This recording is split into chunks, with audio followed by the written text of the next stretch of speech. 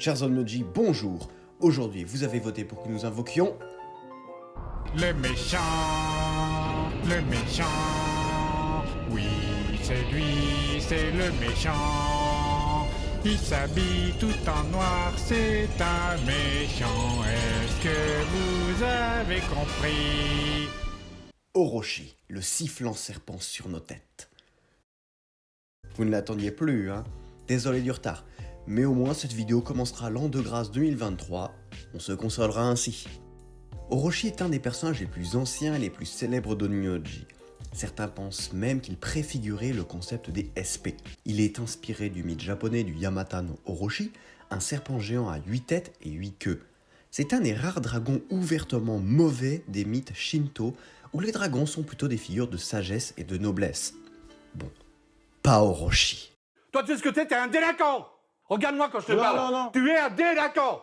Il est l'ennemi de Seme, des Onmyoji et de tout ce qui est vivant. Mais c'est aussi un personnage qui existe en tant que SSR et en tant que SP, Fallen God Orochi. Ce qui veut dire que l'on parlera de deux Shikigami. Au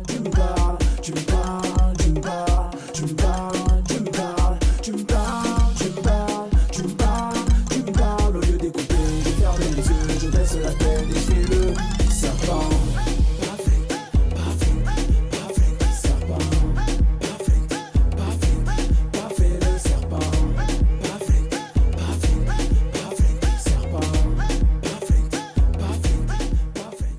Fallen God Orochi, ou Kamiochi Orochi en VO, ce qui veut dire Orochi le dieu déchu, peu ou prou la même chose. Oui, deux personnages pour le prix d'un, c'est les soldes. Peu importe lequel vous préférez, Orochi est un DPS de zone, chargé d'annihiler tout le rang adverse.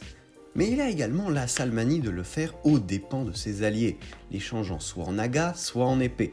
Oui, il change régulièrement ma princesse de la lune en bout de ferraille. Tu crois que c'est du respect, mon garçon? De manière générale, ce sont deux Shikigami fort appréciés, puissants, avec une histoire de dingue et une classe à l'épreuve des balles. Après, si vous le doublez de vitesse, c'est souvent une chips. Mais je sais que vous ne vous arrêtez pas à ce genre d'analyse trop rapide. Alors nous allons disséquer Orochimaru selon la méthode suivante. Son histoire, ses compétences, son set de Saul, ses skins, et enfin nous finirons avec une petite réflexion sur l'avenir Du futur. du personnage. Êtes-vous prêts? Alors, salade, tomate, oignon, commençons! Orochi est un personnage existant depuis les tout débuts du jeu. Méchant du scénario principal, méchant sous-marin de moultes événements, et grand méchant actuel de la suite d'événements en cours. Bref, c'est pas un gentil. On retrace ses méfaits depuis l'aube des temps. Quand le monde fut créé par Izanagi, premier des dieux et dieu créateur à ce titre, apparurent les serpents, et avec Orochi. Il était donc le dieu serpent. Nous nageons dans la logique. Mais vient ensuite un événement fondateur dans l'histoire des dieux. Amaterasu, déesse solaire et surtout déesse impératrice, on se bosse quoi, qui décide d'ajouter une loi pour tout ce qui vit, l'amour. Alors on ne sait pas grand chose sur cette loi, sinon que sa perversion a créé les feux de l'amour.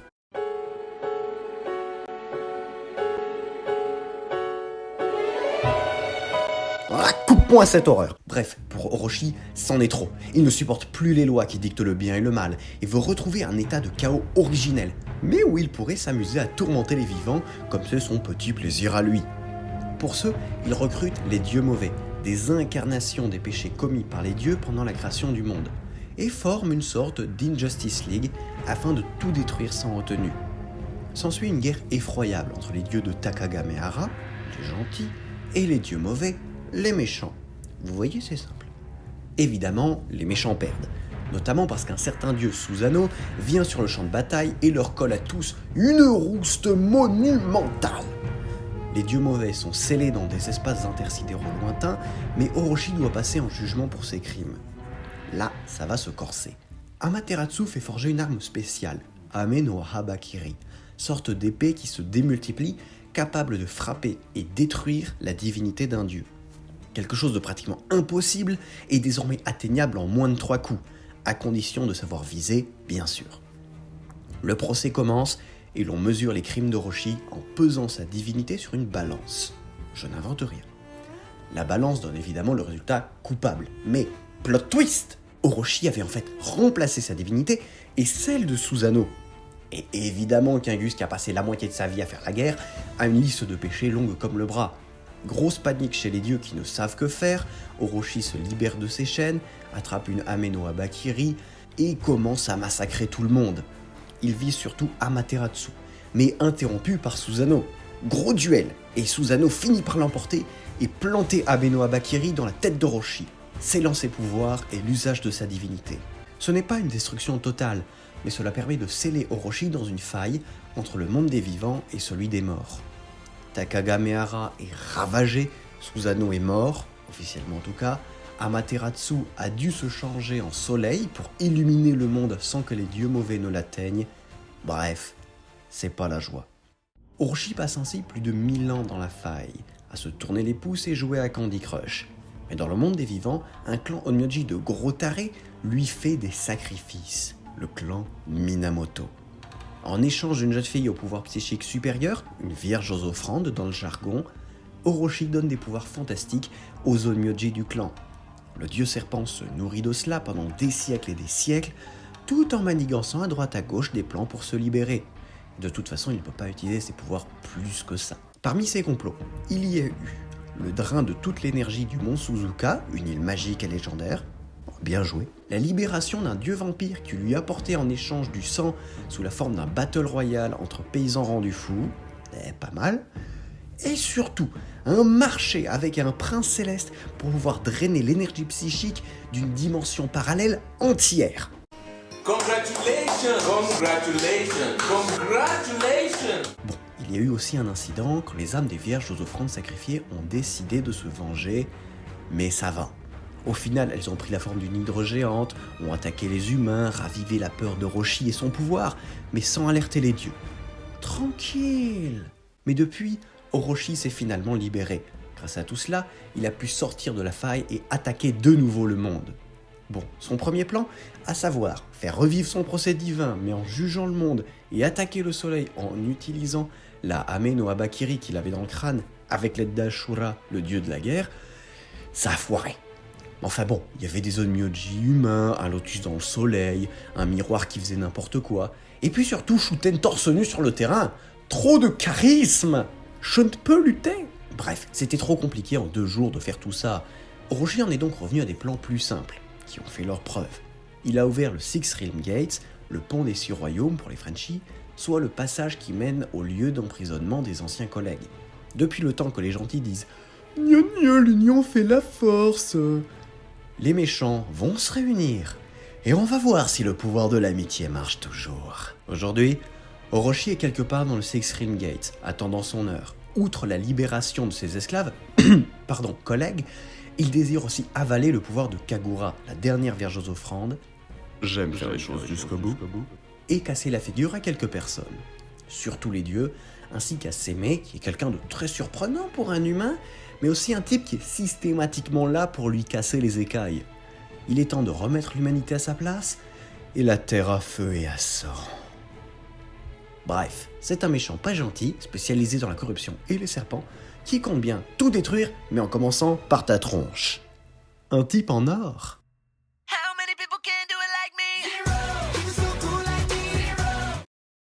Alors comme nous partons sur 2 Shikigami, nous les ferons dans l'ordre. D'abord, le SSR. SSR Orochi a une attaque de base et 2 skills. L'attaque de base est simple, il tape sur un ennemi en écrasant son âme. Ouille. Quand l'attaque est améliorée au maximum, les nagas d'Orochi frappent avec lui la même cible, utilisant le coup Gaze, qui ignore 20% de la défense. Mais que sont les nagas, me demandez-vous? J'y viens. Le premier skill, Unholy Force, ou Force Malsaine, ne coûte pas d'orbe. Il permet de corrompre un Shikigami allié, cela le rend immunisé aux attaques ennemies et l'accélère de 30 points. Comprenez que c'est une forte accélération pour le Shikigami. Toutefois, quand Orochi jouera pour la 2e fois, l'allié sera changé en naga. Je me sens persécuté. Ouais, mais c'est pas toi qui décide. Il a les mêmes statistiques qu'avant, plus un bonus de 20% des statistiques d'Orochi. C'est un gros vilain serpent. Les attaques sont remplacées par Venom Spit, un crachat de venin sur un ennemi. Vous contrôlez complètement le naga, mais le Shikigami originel est regardé comme mort par le jeu. Cela a son importance. Petite note, Orochi ne peut nagatiser qu'une personne à la fois. Si tous les autres Shikigami sont morts, à cause de l'ennemi ou parce que changé en naga, le skill Unholy Force devient Shadow of Orochi, l'ombre d'Orochi. Le skill se nommait avant Shadow of One, ce qui était beaucoup plus classe. Pardon, je digresse. Shadow of Orochi permet de prendre la place de l'Onmyoji, le remplaçant par Orochi et mettant un naga sur l'emplacement laissé libre. Vous gagnez un tour supplémentaire et l'admiration de votre adversaire. Quand le skill est amélioré, à la fois par l'évolution et par l'amélioration classique, vous avez dans l'ordre, chaque naga sur le terrain augmente la défense, puis la résistance aux effets et la vitesse d'Orochi, l'allié nagatisé reçoit un tour bonus immédiat, et enfin, chaque coup porté par Orochi ou un naga frappe l'ennemi d'une marque Diabolic Curse. C'est le serpent là. Chaque fois que vous refrappez l'ennemi avec Orochi ou un naga, la marque s'élargit jusqu'à 3 fois, et au 3e coup, elle explose, faisant des dégâts à l'ennemi et soignant Orochi et le naga le plus blessé du même montant. Un élément fort pratique qui se débloque avec l'évolution du personnage. Allez, évoluez-le. Le 2e skill est Shadow of Divine Will, l'ombre de la volonté divine. Écoute 3 orbes. Il inflige le temps de l'attaque All Sense Fail, un malus qui interdit les contres, les effets de Saul et les passifs de s'activer. Bref, fallait déjà avoir un bouclier. Ensuite, il frappe tous les ennemis un grand coup et commande à tous ses nagas d'attaquer une fois un ennemi aléatoire. Mais attention, si vous améliorez ce skill au maximum, un autre se débloque. Dans l'hypothèse où tous les autres personnages sont morts, en les changeant en naga et en utilisant Shadow of Orochi, ou que l'ennemi ait réussi à tuer tout le monde sauf Orochi, un autre skill devient accessible, Flame of Divine Wars, la flamme de la colère divine. Ici, il consomme toutes les orbes disponibles, mais au moins 3. Orochi frappe comme d'habitude, mais les nagas vont tirer un Venom Spit chacun par orbe supplémentaire consommé. Si vous consommez 5 orbes, le tir de naga se fait 2 fois de plus. Si vous avez pu avoir plusieurs nagas et un paquet d'orbes, c'est un mur de tir que vous balancez sur l'ennemi. Violence et annihilation, telle est la voie d'SSR Orochi, que l'on joue soit pour transformer toute son équipe en naga au plus vite, ce qui implique des alliés rapides et qui augmentent la vitesse, soit pour le second tour du Unholy Force, pour redonner un tour au DPS principal. Cette stratégie utilise Orochi d'abord en tant qu'accélérateur, puis comme roue de secours en cas de problème. Mais est-ce que le second Shikigami répondant au nom d'Orochi suit la même voie de serpent et de mort? Oui. SP Fallen God Orochi a aussi une attaque de base et de skills. Pour ne rien changer, l'attaque de base est une frappe simple dans la figure de l'ennemi. Oui. Le premier skill est un peu compliqué. Pire que le coup des nagas? Ouais. Carrément. Hashtag suicide quoi. Dans l'histoire, rappelez-vous qu'Orochi est enfermé par le pouvoir d'Ame no Habakiri, une épée qui se démultiplie. Bon, le principe de ce skill est de se libérer de ses épées. Quand il utilise le skill Corrupted Force, force corrompue, à 0 orbe, il prend en main une des épées. Je décris ce qu'on voit. Il devient alors un autre personnage, le Serpent Lord ou Seigneur Serpent, ce gros machin blanc. Cela a son importance. Pour l'heure, sachez que le Serpent Lord stocke 6% l'attaque de ses alliés dans l'épée, le retirant aux statistiques des alliés. Méchanceté gratuite. Ouais, mais c'est Toujours. pas toi qui décide. Si Fallen God Orochi est tué, l'attaque est rendue à leur premier propriétaire, qui récupère ainsi leurs stats. Si le skill est utilisé plusieurs fois d'affilée, son coût en orbe augmente de 1 à chaque fois. Il faut alterner les compétences lorsque l'on revient à la forme Fallen God Orochi, si on veut maintenir un coût en orbe bas. Quand on améliore ce skill, le Serpent Lord a plus de vie, résiste aux frappes de zone, accélère, et finalement Fallen God Orochi utilise en Upper Hand ce skill. Cela veut dire qu'il devient le Serpent Lord au début du combat, avant même le premier tour de jeu. Dernière chose à préciser, tuer le Serpent Lord n'est pas tuer Fallen God Orochi, il redevient simplement lui-même. Joie! Il faut faire beaucoup de dégâts dans le même tour pour frapper et tuer notre meilleur ennemi. Le second skill est Trial Ritual, rituel du jugement, coûte 3 orbes et est l'attaque qui fera faire des cauchemars à vos ennemis. Il n'est utilisable que sous la forme Serpent Lord, d'où l'importance du skill précédent. À cet instant, le Serpent Lord attaque tous les ennemis avec une grosse frappe. Ceci peut déjà anéantir une équipe entière, mais à côté, Fallen God Orochi redevient lui-même et jette son épée sur un allié.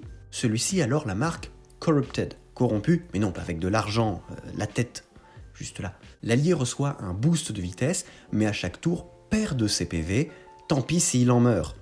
D'ailleurs, s'il meurt, il est remplacé par une Corrupted Sword, une grosse épée rouillée. Il ne peut donc pas être ramené à la vie. Améliorer le skill offre quelques bonus à Fallen God Orochi, des soins en fonction des dégâts, un boost de vitesse.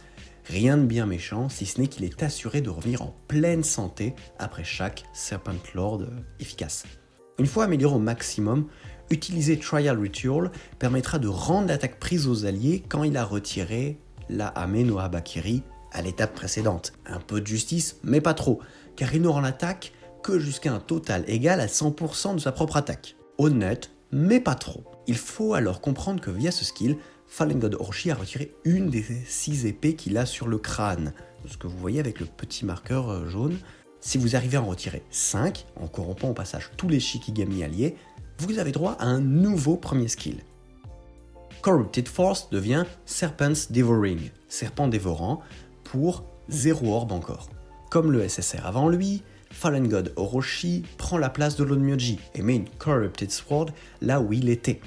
De plus, le champ de bataille devient le lieu du grand procès divin, et ça c'est la classe.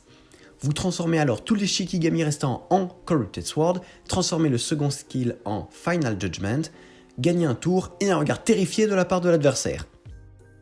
Quid du nouveau skill ? Promis, c'est bientôt fini. À la place du skill Trial Ritual, vous avez Final Judgment, le jugement final. Pas sûr que la traduction serve vraiment là. Qui sert simplement à massacrer une première fois tous les ennemis. 313% de l'attaque, c'est une des plus grosses frappes du jeu, surtout en zone. Suivi pour rigoler de 4 attaques simples, 128% de l'attaque quand même, sur des ennemis aléatoires. Finissons sur une description rapide des Corrupted Sword. Elles arrivent donc sur l'emplacement d'un Shikigami corrompu après sa mort ou le Serpent's Devouring. Elles ont une barre de vie égale à 310% de l'attaque de Fallen God Orochi. Chacun réduit les dégâts subis par Fallen God Orochi de 20%, et quand vient leur tour, elles lui rendent de la vie, une orbe et de la vitesse. Détruisez-moi ces horreurs avec un marteau-piqueur, pitié. Bref, un personnage assez complexe sur le papier. Mais après l'avoir un peu joué, on comprend qu'il y a une suite d'actions à faire. Corrupted Force, Trial Ritual, Corrupted Force, Trial Ritual, de temps en temps l'attaque de base pour économiser des orbes, ou tout simplement parce qu'on n'avait pas les orbes de base, et on continue comme ça jusqu'à la fin des temps. La plupart des joueurs font ainsi, car c'est la manière la plus efficace pour battre l'ennemi tout en assurant ses arrières, et presque la seule manière en fait. Fallen God Orochi est une machine à dégâts, et sa forme ultime avec le Final Judgment ne sert qu'à battre un ennemi ayant vraiment trop de défense ou de soins pour ne pas encore avoir cédé. Un SP plus méchant mais en fait moins subtil que son SSR, c'est un cas rare mais pas unique. À partir de tout cela, choisissez quel serpent vous préférez et entrons ensemble dans la boutique du marchand mystique pour mettre quelques saules sur ces gens.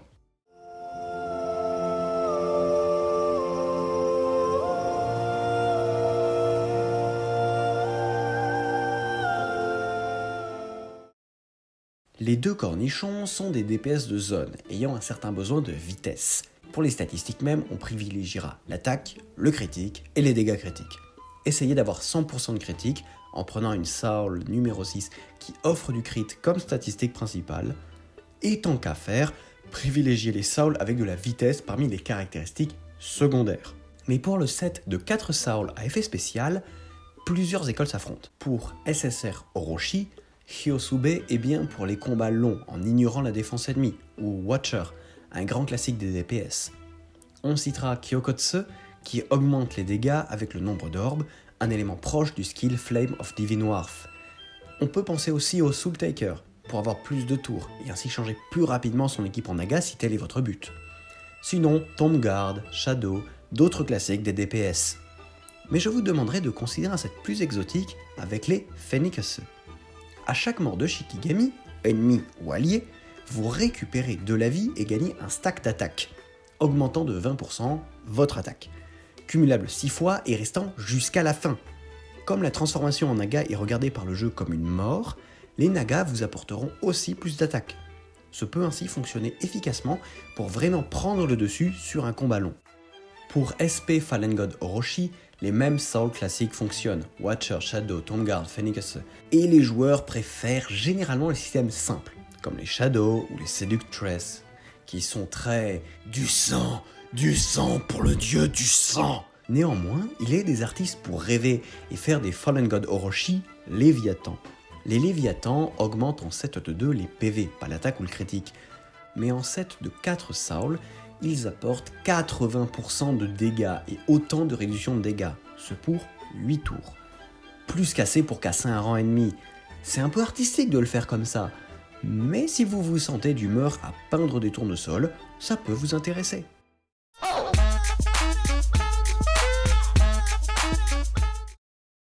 Après avoir pris des Soul, changeons au magasin et allons prendre quelques fringues.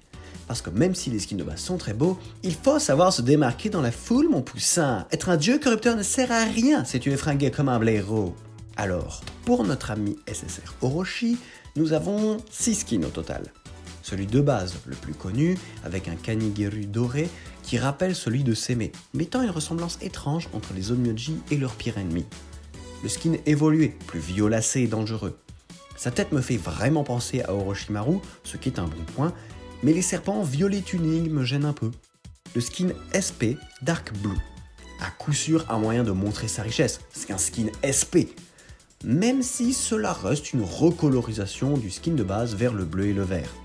Après, si c'est votre style, pas de jugement. Le skin White Serpent, qui en plus d'être sponsorisé par Javel Lacroix, applique un effet en combat. Les nagas deviennent blancs aussi. Et oui, encore un moyen de se démarquer de la plèbe. Mais attention, le blanc c'est salissant. Le skin Threat in the Rift, pas mon préféré, mais ira très bien pour quelqu'un cherchant une ambiance noble, aristocratique pour son dieu maléfique favori. Et les nagas changent un peu aussi, avec un ventre rouge et une gueule un peu plus ronde je trouve.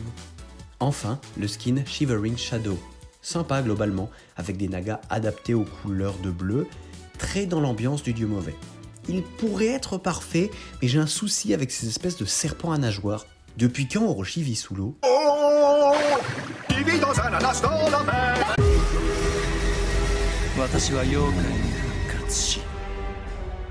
Il faut ajouter à ces skins un effet spécial, Shadow, à débloquer avec l'affection, qui est une variante pour l'attaque Shadow of Divine Will.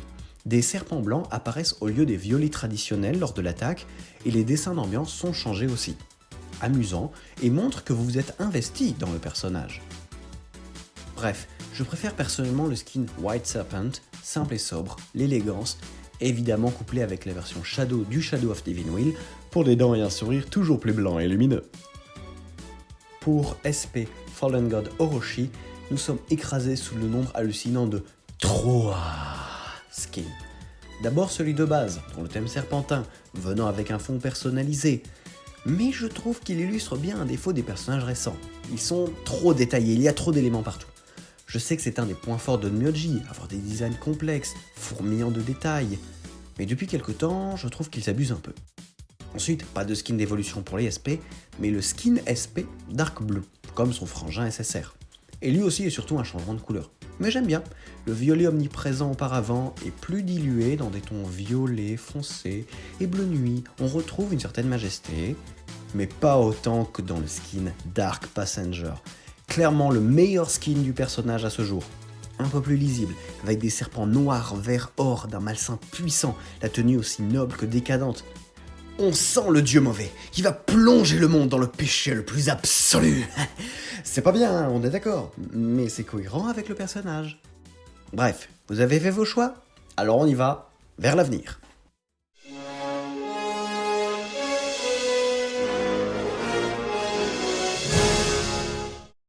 Pour ce qui adviendra du personnage, je ne saurais vraiment dire. Il est clair qu'il restera l'antagoniste principal encore longtemps.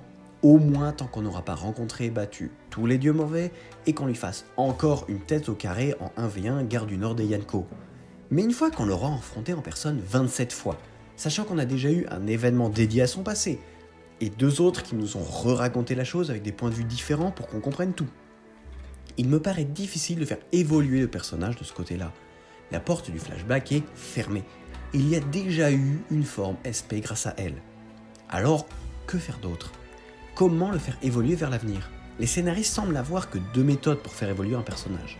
Lui faire un arc de développement qui le transforme dans une forme nouvelle, donc en jeu un Shikigami SP, ou bien révéler son passé dramatique et le faire évoluer mentalement, sans que cela ait vraiment d'impact sur son comportement, et faire de sa version passée un Shikigami SP. Ici, on a déjà eu un SP du passé, et Orochi a pris cette apparence pour la suite du scénario. Que faire pour la suite ? Les joueurs ne peuvent pas perdre ce combat, cela signifierait que le jeu, logiquement, doit fermer ses portes après la destruction du monde. Alors, le vaincre ? Lui donner une deuxième forme SP vaincu Orochi ? Massacrer Orochi ? Naturaliser dans un bocal Orochi ? J'en doute, car il n'y a encore jamais eu de personnage ayant deux formes SP. Peut-être sera-ce le cas, peut-être sera-ce la première fois, mais cela me paraît très improbable. D'un autre côté, les scénaristes ont prouvé qu'ils refusaient de tuer un personnage. Ce n'est pas qu'ils n'apprécient pas de le faire, mais peuvent se contraindre pour le bien de l'histoire. Mais qu'ils nous ont déjà ressuscité du fond du Otakemaru, puis Monumental Otakemaru, Sen Imei ne l'ont pas tué alors qu'ils l'avaient annoncé, Suzui Koime encore. Il y avait une bonne explication, mais Susanoo, ils l'ont ramené à la vie, avec une explication claquée, et en brisant tout le symbole du personnage. Ils ont carrément peur de tuer définitivement un personnage, comme si cela allait provoquer la colère des joueurs, qui pourtant suivent un scénario de plus en plus sombre. Ils peuvent très bien accepter une mort, qui n'oblige par ailleurs pas de retirer le Shikigami du jeu. Alors le grand méchant, celui qu'ils ont mis derrière tous les mauvais coups, tous les malheurs, je suis sûr qu'ils ne voudront pas le tuer et prendre je ne sais quelle pirouette scénaristique pour le garder. Et ce sera sans doute une perte terrible, car un grand méchant mérite une grande mort. Orochi nous a effrayés, défiés, humiliés, et nous a même fait comprendre le sentiment de quelqu'un de viscéralement égoïste et opposé au principe de loi. Une classe divine, des affrontements gigantesques, le tout dans le presque kitsch, mais jamais vraiment, à la seule force de ses serpents. Car oui, Orochi est un des très rares personnages de Dieu qui n'est jamais sorti de pouvoir caché du fond de sa faille entre les mondes. Il reste cohérent avec ses mots d'ordre, serpent et corruption. C'est son style, et il se renouvelle sans se trahir. Alors voyons ce qu'il adviendra d'Orochi, le sifflant serpent sur nos songes, dans les prochains événements. Et voilà, vous savez tout maintenant sur le père de Triste Sirka et peut-être même du basilic. Dites-moi en commentaire si vous le prendriez dans votre équipe, mais surtout, votez pour le prochain. Après les SSR, passons au SR pour une vidéo, j'espère, plus courte. Je vous propose de choisir entre Momo, Muba et Oitsuki. Des supports, mais de différents styles. Bon vote démocratique et au plaisir de vous revoir quelque part dans cet univers.